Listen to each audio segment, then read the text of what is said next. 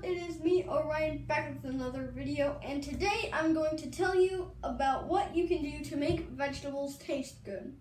If you're like me, you don't like vegetables very much. The only vegetable I really like is broccoli. Baby carrots are okay, and I can eat green beans and salad, though I don't enjoy them.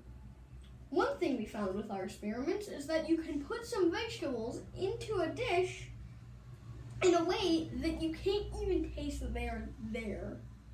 My mom made a dish that had sausage and onions and peppers in it, and it tasted really good. Another dish we tried was a soup that had spinach in it. You couldn't even tell that the spinach was there. It just tasted like chicken. There were some dishes that we tried that I did not like at all. I think some vegetables will not taste good no matter what you do to them, but you should probably still eat them because they are good for you.